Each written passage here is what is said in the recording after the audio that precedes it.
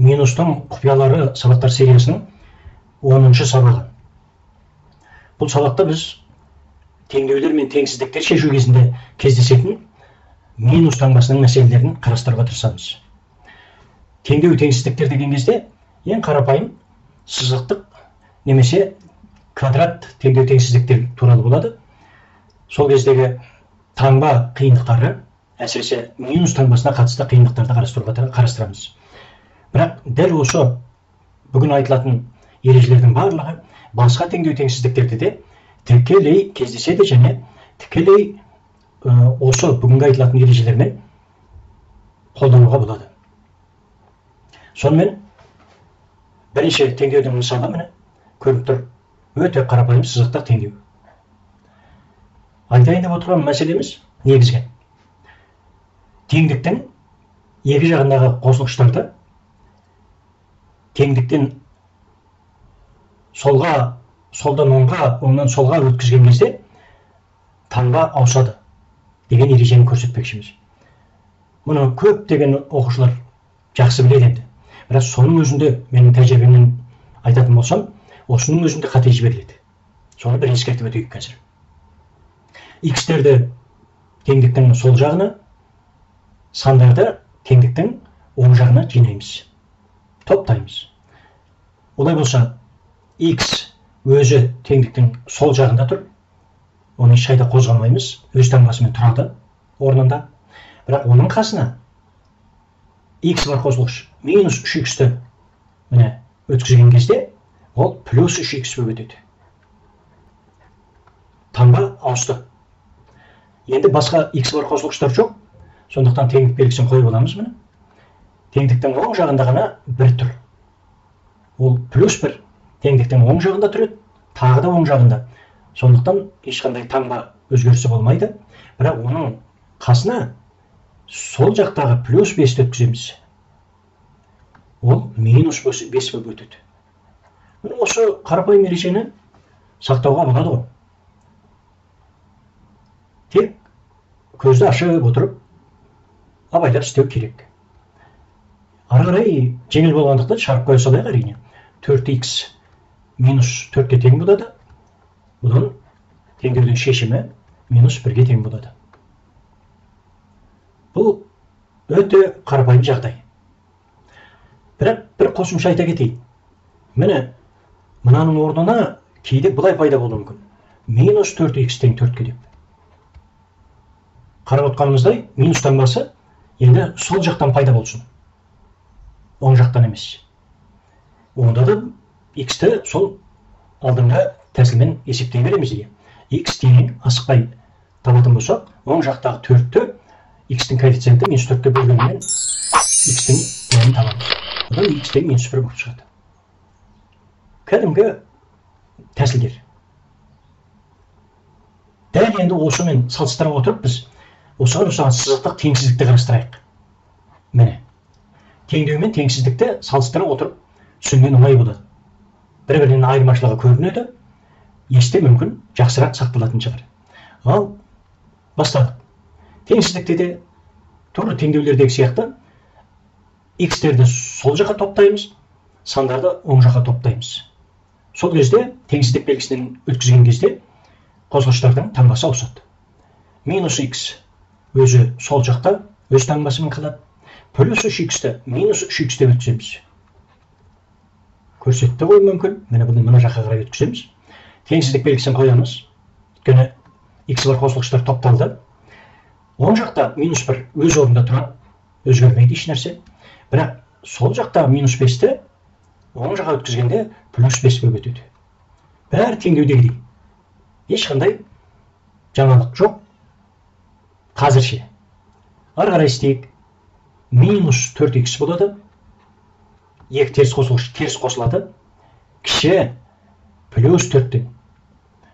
Міне осы жерге келгенде теңсіздіктің шығару жолында теңдеулерге қарағанда айырмашылық білінеді енді.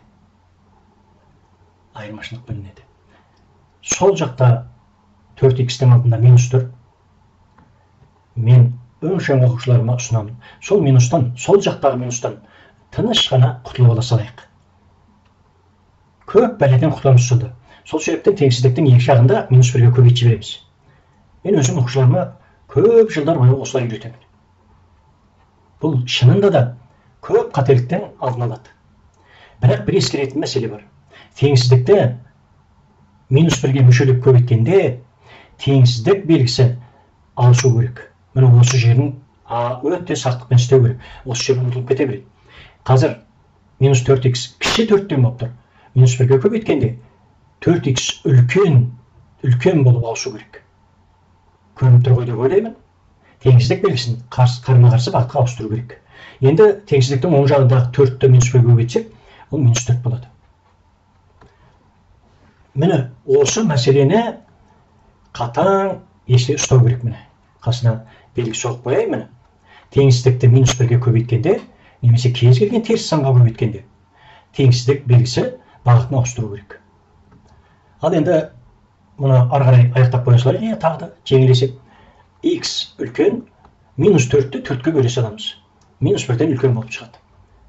Олай болса, есептің шешімі, немесе берілген сызықтық теңсіздіктің шешімдер жиыны, ол былай жазылады. Аралық түрінде жазып көрсетеміз. Жай жақша минус 1-ден плюс шексіздікке дейін.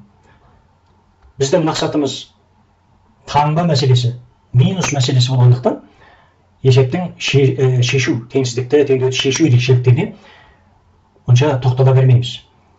Оның барлығын шығарып тастайтын болса, біздің сабағымыздың көлемі өте үлкейіп кетеді. Сол себептен тиісті жерін ғана, яғни минус таңбасына байланысты қатысты мәселелерді ғана барынша қысқа атап айтып көрсетіп өтуге тырысамыз. Осыны ескерейік. Мына екі есепті өте жеңіл болғандықтан соңына дейін жеткізіп қойып отырмын. Ал ұзақ шығатын төменгі есептерді біз тек алғашқы минус таңбасына қатысты ерекшеліктерін көрсетеміз де, соңына дейін шығарып уақыт жібермей қоямыз. Осыны мындай ескертіп қояйын. Ар жағын оқушының өзі соңына жеткізіп, нәтижені алуға шамасы келеді ғой деп ойлаймын. Ал енді мынау бірнеше теңсіздігімізде тағы бір ескертіп өтетін жерім бар. Мына жерде минус 4х кіші 4 деп тұр, көшіріп жазып алдым. Осы жерде мынандай қате жіберіледі. X кіші оң жақтағы 4-ті x-тің анда коэффициентке минус 4-ті бөледі, теңдеудегідей. Содан мынандай нәтиже алады. X кіші минус 1-дей деген. Ал мұны аралық бойынша жазатын болсақ, бұл мынандай аралықпен беріледі. Минус шексіздіктен минус 1-ге дейін жай жақша. Мені қарайықшы. Дұрыс жауап. Мені бірінші минус 1-ден шексіздікке дейін. Ал мынау мені тіптен сан осының басқа бөлігін алып тұр. Яғни өте үлкен қате жіберіледі. Не болды? Не себептен болды дегенде? Мені мына жерде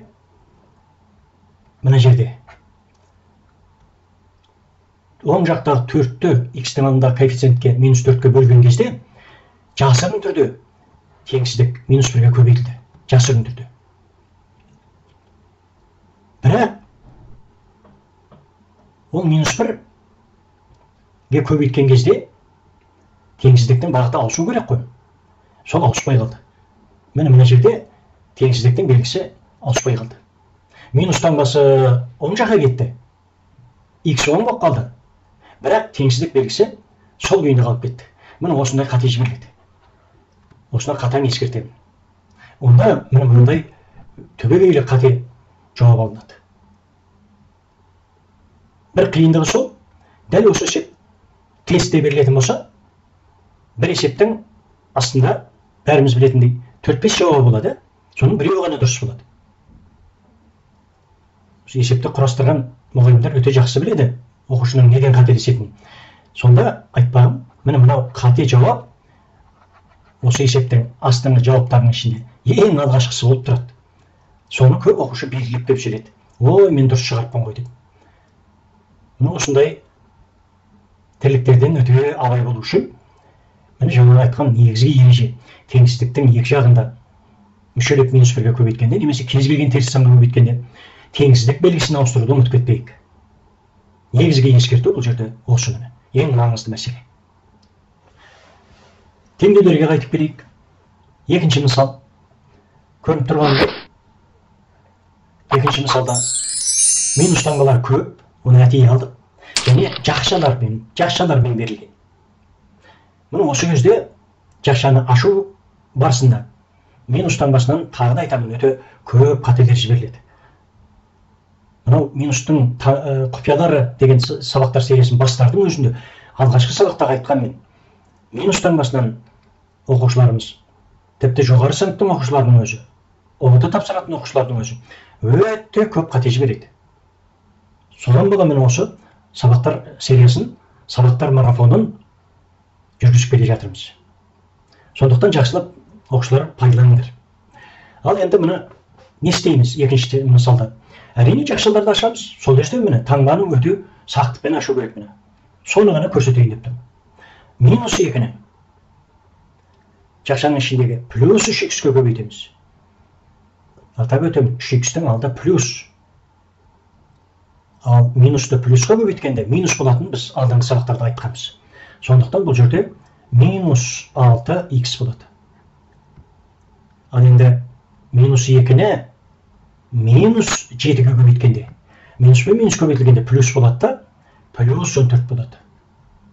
Таңбаға жақсылап қараймыз. Жақшаны аштық. Келесі жақшаларда да дәл осындай бірақ айырмашылығы да бар. Минус 5 пен минус 4х-ті көбейтеміз. Минус пен минус плюсті береді. Бірінші таңбаны шешіп аламыз тағы да. Одан 20х болады. Бірінші үшін таңбаны шешіп отыру керек. Енді минус 5-ті минус 1-ге көбейтеміз. Плюс 5 болады. Кейін оң жаққа өтеміз. 5-ті минус 2х-ке көбейтеміз. Плюсті минусқа көбейткенде минус болады. Минус 10х болады. 5-ті минус 4-ке көбейтеміз. Минус 20 болады. Минус 6-ға олардың қатысы жоқ, өзін жаза саламыз. Міне осы берілген теңдеудің мүмкін ең жауапты жерінің өзі осы бастапқы жақшаны ашу. Және сол кезде таңбаларды дұрыстап қойып алу керек. Ары қарай кәдімгі қарапайым теңдеу. Х-терді сол жаққа топтаймыз, сандарды оң жаққа топтаймыз. Әрине, ол кезде де қосылғыштарды теңдік арқылы оңды солды өткізген кезде таңбаны ауыстыруды ұмытпау керек, абайлап істеу керек әрине. Оны алдын айттық. Сол ғана, басқа ешқандай қиындық жоқ. Мұны ары қарай қызығып отырған оқушы өзі соңына жеткізіп қояды деп ойлаймын. Енді теңсіздіктерге келейік. Теңсіздіктерде енді бөлшек теңсіздікті қарастырайық. Ол кезде қандай минус таңбасымен оқиғалар бар? Міне бірінші жақсылап мән беретін жері атап өтейін. Бірінші бөлшектің бөлімінде х минус 2 тұр. Ал екінші бөлшектің бөлімінде сол қосылғыштар орнына ауысып кеткен 2 минус х болып тұр. Көрініп тұр ғой енді. Х минус 2, мына 2 минус х. Ал енді ортақ бөлімге келтіруіміз керек бұны. Екі бөлшекті. Ортақ бөлімге келу үшін бөлімдер бірдей болу керек. Міне сол кезде тағы да айтамын, минус таңбасынан қателер жіберіледі. Енді дұрыстайық соны. Мәселені. Ол өте қиын да емес, бірақ қате жіберіледі осындай кезде. Аңғармай қалады оқушы. Енді абайлайық. Міне бөлімдегі 2 минус х-ті х минус 2 деп орнына ауыстырып жазып аламын. Ал алдыңғы сабақтарда айтқанбыз, біз еске түсіреміз. Егер айырманың қосылғыштарын орнына ауыстырсақ, онда жақшаның алдына, бұл өрнекті жақшаға алып, жақшаның алдына минус шығаруымыз керек болатын. Солай ойлаймыз, алдына минус шықты. Ол келді де, мынау бөлшектің алдындағы минусқа көбейтілді де, минусымыз плюс болып кетті. Міне, осы нәрсеге бола бұл мысалды қарастырып отырмыз. Тағы да атап өтемін. Екінші бөлшектің бөліміндегі 2 мен х-тің орнына ауыстырдық. Міне, сол кезде алдына минус шықты да, ол бөлшектің алдындағы минусқа көбейтіліп, плюс болып кетті. Осы мәселе ең керек бізге. Міне, көрсетті ғой. Болды, үлкен немесе тең нөлден. Ал енді бөлшектердің бөлімі бірдей болды деген сөз, ол ортақ бөлімге келеді деген сөз. Ортақ бөлімге келтіре салайық. X минус 2 алымында 2 бола салады, қоса саламыз. Үлкен немесе тең нөлден. Бұл теңсіздікті қалай шығарады дегенде түсініктеме беріп созбайын, бірден жаза салайын. X минус 2 үлкен нөлден. Теңдік белгісі қалып кетті ғой дегенде алдын осында бір мәселені айтқанбыз. Егер X 2-ге тең болатын болса, немесе бұны бөлімге ұқсатып жазайын. Бөлшектің бөлімдегі X минус 2 0-ге тең болатын болса, онда X 2-ге тең болады, онда 0-ге бөлу байлап болады. Ал бұл анықталмағандық. Мен осы жағдайға жібермеу үшін, біз бөлімдегі X минус 2 0-ге тең емес деп аламыз. Тең болмау керек деп аламыз. Онда X 2-ге тең болмау керек. Сол себептен мынау теңсіздік белгісіндегі теңдік таңбасы ары қарай қойылмайды. Яғни теңсіздіктің мүмкін мәндер жиынына кірмейтін 2-ні шығарып тастадық. Одан X үлкен 2-ден болады, немесе аралық түрінде жазсақ жай жақша 2-ден плюс шексіздікке дейін болады. Міне бұл теңсіздік осылай істеледі. Ең бізді қызықтыратын тағы да айтамын, минус таңбасымен жұмыс істеу. Минус таңбасына өте үлкен құрметпен қарау керек. Әсіресе теңсіздіктер шығару кезінде минус таңбасының өте құпиялары, сырлары көп болады. Сондықтан теңсіздікті шығармаңдар деген сөз емес, теңсіздіктен қорқу керек деген сөз емес, теңсіздікті қайта көбірек шығару керек, тәжірибе жинақтау керек. Сөйтіп, әрине теңсіздік шығарғанда өте сақ отыру керек. Мен оқушыларға айтамын, үйретіп жатқан кезде, теңсіздікті ойланатын адамдарға шығарған деймін. Ойланатын адам ғана теңсіздікке жақындаса болады деймін. Осы мәселелерді еске ұстап отырып, шұғылдану керек теңсіздіктермен, әсіресе теңсіздіктерді барынша көбірек жинап, көбірек шығарып, тәжірибені көбірек жинау керек алдын-ала. Сонда емтихандарда, ОБТ-да қиындық өте аз болады, немесе болмайды қиындық. Оның үстіне теңсіздіктер шығару өте қызық. Бұл өте қызықты есептердің тобы. Болды, енді ары қарай жылжиық. Үшінші мысал теңдеуге. Бұл жерде де бөлшек теңдеу берілген. Қарап отырсақ, сол жақтағы екі бөлшектің алды минус, оны әдейі минус қылып алып отырмын. Біздің негізгі мәселеміздің өзі минус емес пе? Ал енді қалай шығарамыз дегенде? Әрине бұл теңдеуді әртүрлі жолмен шығаруға болады енді. Біз бірақ бір ыңғайлау, ең жақсы дұрыс әдіс қой деген әдіс таңдап алайық. Яғни теңдеудің барлық қосылғыштарын мүшелеп ортақ бөліміне көбейтеміз. Ортақ бөлімі әрине 4 емес, ортақ бөлімі 6. Теңдеуді мүшелеп ортақ бөліміне көбейтеміз. Бұны мүшелеп көбейту әдісі дейді. 6-ны мына 3-ке бөлсек 2-ден тиеді. 6-ны мына 2-ге бөлсек 3-ден тиеді. 6-ны мына 6-ға бөлсек 1-ден тиеді. Міне бөлімдері қысқарып кетті деп есептейміз. Алымдарын көбейтіп біртіндеп жазамыз. Ал енді кезек минусқа келді. Мынау бірнеше бөлшектің алдында тұрған минус, ол алымдағы таңбаның барлығын қарама-қарсы таңбаға өзгертеді. Осыны үйреткенде өте қиын үйренеді кейбір оқушылар. Жақсылап қарайық, мына үйреніп алайық. 2-ні x-ке көбейтсек плюс 2x болады. Мына 2-ні көбейттірміз. Плюс 2x, бірақ алдындағы минуспен минус 2x болады. Осылай істей салуға болады ғой абайлап. 2-ні плюс 4-ке көбейтсек плюс 8 болады, алдындағы минуспен минус 8 болады. Болды міне. А бөлім қысқарып кеткен тағы айтамын. Екінші бөлшектің алдында минусты осылай істейміз. 3-ті 2x-ке көбейтеміз, 6x минуспенен минус 6x болады. 3-ті минус 3-ке көбейтеміз, минус 9, бірақ алдындағы минуспенен плюс 9 болады. Айтып отырып, ешқандай қиындықсыз істеуге болады енді. Бірақ соны неге екенін әйтеуір кейбір оқушылар аңғармай қала береді әйтеуір. Сол үшін міне атап көрсетіп отырмын. Тең. Ал енді оң жақтағы бөлшектің алдында минус жоқ. Олай болса алаңдағы таңбалар сол күйінде өзі жазылады. Бірді 4х-ке көбейтеміз, 4х болады, плюс 4х иә. Бірді минус 5-ке көбейтеміз, минус 5 болады. Міне, ең жауапты кезінің өзі бөлшек теңдеуді шығарғанда. Осылай бөлшектерден құтылып алу, және әрине минус таңбаларын қатесіз жайғастыру. Ал ары қарай қарапайым тірлік x-терді сол жаққа топтаймыз, сандарды оң жаққа топтаймыз. Теңдік белгісінен қосылғыштарды ары бері өткізгенде таңбасын өзгертеміз. Сондықтан ары қарай оқушы өзі жеткізіп қояды деп қалдырамын. Уақыт жібермейміз. Теңсіздіктердің үшінші мысалына келейік.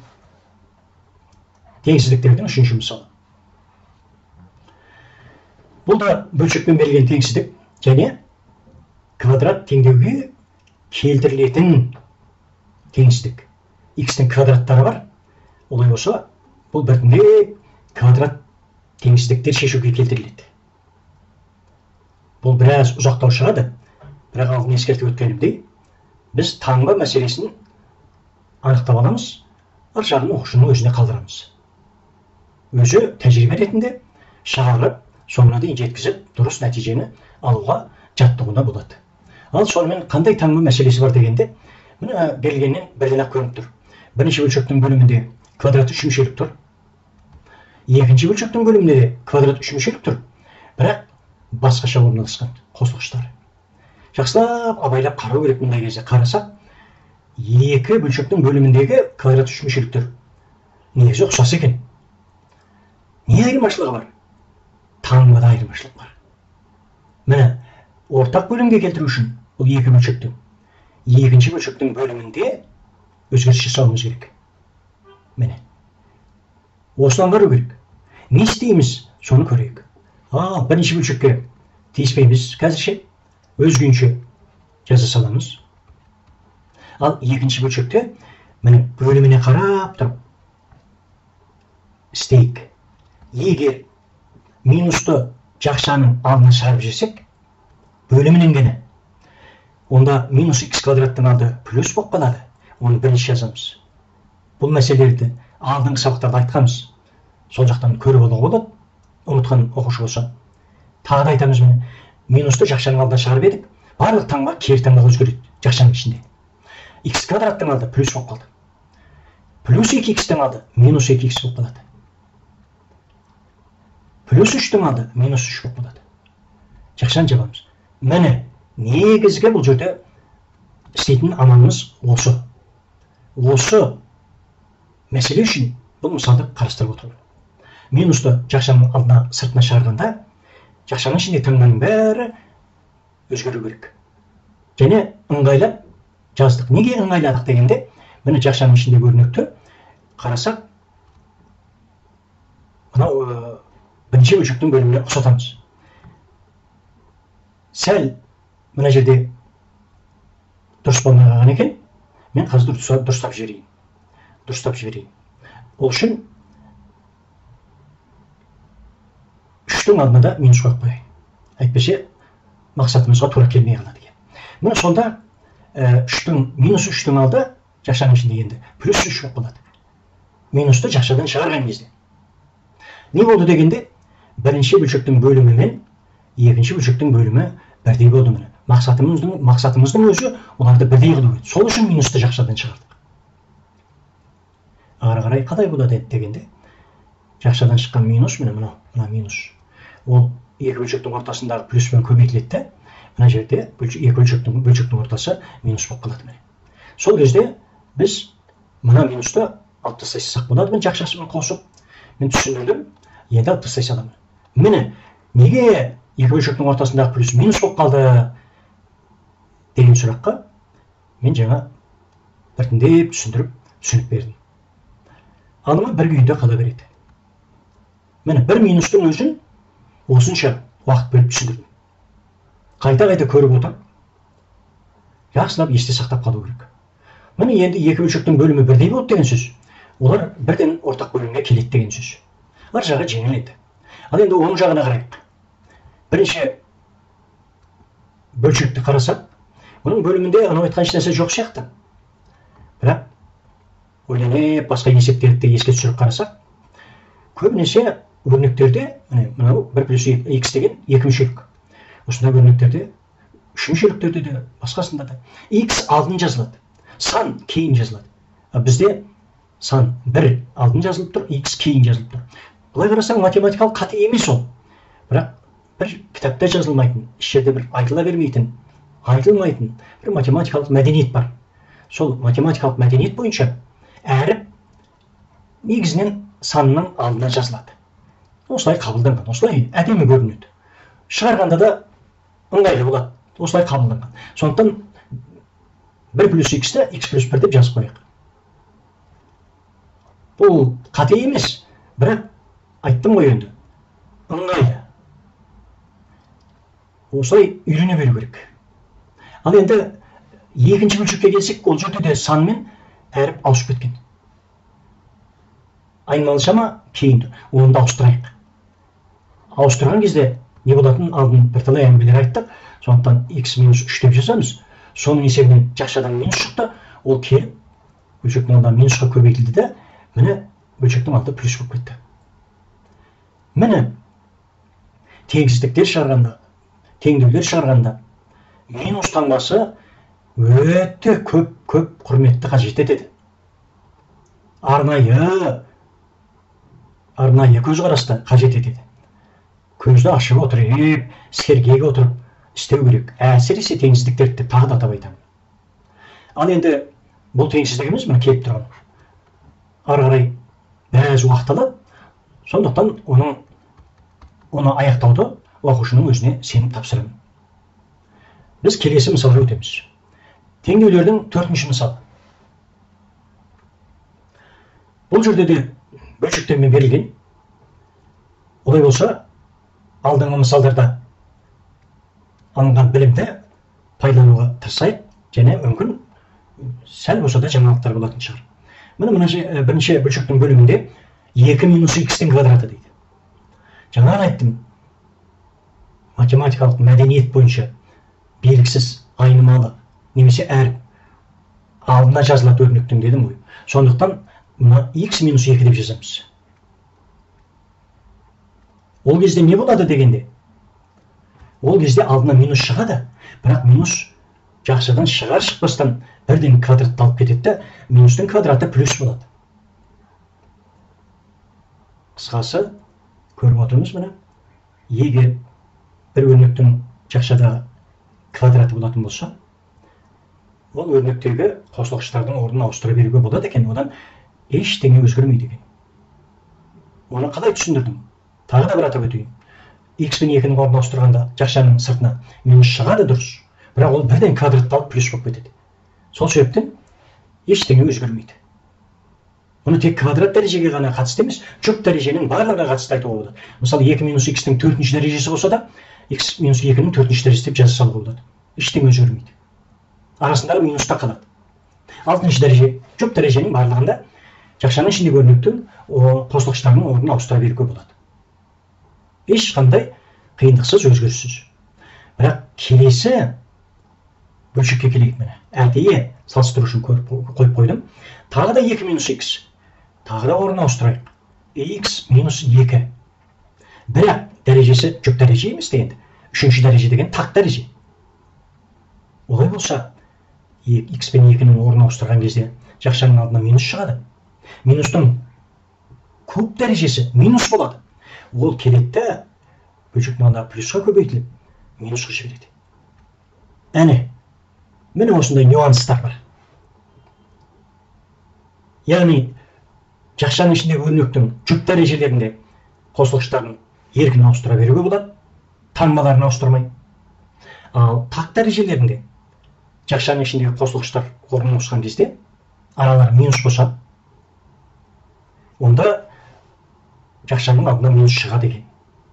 Мұна өте қатаң ескеру керек міне. Өте қатаң ескеру керек. Өте бір нәзік сәттер. Мұны мен тәжірибемнен жақсы білемін. Ал енді ақыр айтқан екен айтып кетейік. Мысалы 2 плюс x-тің квадраты десе, немесе 4-ші дәрежесі, 6-ші дәрежесі. Бұл жағдайда да ешқандай проблема жоқ. Плюс кезінде тіптен проблема жоқ. Мына тақ дәреже болса да, мысалы, x плюс 2-нің 5-ші дәрежесі дейік кішкене. Ешқандай проблема жоқ. Қосылғыштарды қалай ауыстырғың келеді, қалай ыңғайлы, солай жаза бер. Қосылғыштардың арасы плюс болған кезде еркіндеу шығара беруге болады. Әңгіме қай кезде болады? Минус бар жерде. Минус бар жерде бірден бойды жинап алу керек, көзді ашу керек, өте сергек отырып, абайлап қана шығару керек. Енді ең соңғы теңсіздіктердің мысалына келейік. Бұл жерде де сол алдыңғы мысалдар сияқты. Біріншіден, бірінші бөлшектің алымында кубтардың қосындысы деген формула тұр. Оны ашып жіберейік. X плюс 1 жақшаның ішінде, x квадрат минус x плюс 1. Міне бұл кубтардың қосындысын аштық. Қысқаша көбейту формуласы бойынша. Ал бөліміне қарасақ, ол екінші жақшаға ұқсап тұр. Екінші жақшаға ұқсап тұр. Бірақ таңба мәселесі сәл басқаша болып тұр. Тағы да бір кішкене түзету енгізейін, әйтпесе есебіміз біздің мақсатымызға сай келмей қалады. Сол себептен мұны x квадраттығындағы плюсті минус деп қояйын. Ал енді таңба мәселесі ғана келік жасап тұр. Әйтпесе бөлімдегі өрнек андағыдағы екінші жақшаның өзі болайын деп тұр. Не істейміз дегенде, тағы да минусты жақшаның алдына шығарамыз. Жақшаның ішін өзімізге ыңғайлап жаза бастаймыз. Қалай? Минус x квадраттың алды плюс x квадрат болып қалады. Оны бірінші жазамыз. Плюс x-тің алды минус x болып қалады. Минус болып қалады. Минус x болады. Минус 1 плюс 1 болып қалады. Жақшаны жабамыз. Міне қарасақ, бөлімдегі өрнек. Ол андағы екінші жақшадағы өрнектің дәл өзі болды. Ол не деген сөз? Ол қысқартуға болады деген сөз. Иә, міне тұтасымен алып қысқартамыз. Келесі бөлшектің бөлімдегі x плюс 1 деп жазайық. Одан еш нәрсе өзгермейді. Таңбаның бәрі плюс. Бұл өз күйінде жазылады. Ал енді оң жағында бір түр, бірде сол жаққа өткізіп жіберу керек әрине. Кіші немесе тең нөлден болады. Міне мына түрге келді. Ал енді бұны ары қарай бөлімдегі минусты қалай жазуға болады дегенде, оны жазып көрейік қазір. Ол бұлай болады. Минус алымға қарай көтеріледі. Міне бұлай қарай көтеріледі. Сөйтіп, жақшаны ашып жіберсек, таңбаның бәрін өзгертеді. Минус x, минус 1 болып қалады. Бірақ екінші бөлшектің бөлімінде x плюс 1-ге ұқсамай қалады. Оның ұқсағаны пайдалы. Сол себептен біз минусты алымға көтереміз де, жақшаны ашпай x плюс 1-дің алдына жаза саламыз. Міне, плюс 1 бөлінген x плюс 1. Минус 1 кіші немесе тең нөлден болады. Ал енді теңсіздіктердің үшінші есебінде, осының алдында тұрған, үстінде тұрған, және осы төртінші есептерден шындап толығымен шығаратын болсақ, бұл жерде көп мәселелер бар. Алдыңғы бір сабақтарда айтқан жерлеріміз болды ма, болмады ма білмеймін, бөгде шешім деген мәселелерді ескеру керек болады. Ол басқа әңгіме еді. Бөгде шешімдерді табу керек болады. Мына есепте де бөгде шешімдерді табу керек болады. Бөгде шешім деген ол теңсіздіктің мүмкін мәндер жиынына кірмейтін x-тің мәндері, оларды тауып, ескеріп, міндетті түрде оны қарау керек. Оның барлығы теңсіздіктер шешу деген бөлек сабақтарда қаралатын болады әрине. Тиянақтап тұрып, өте терең бұл тақырыпты өтеміз әлі. Сабақты қарап жүріңіздер. Өте маңызды мәселелер алда әлі.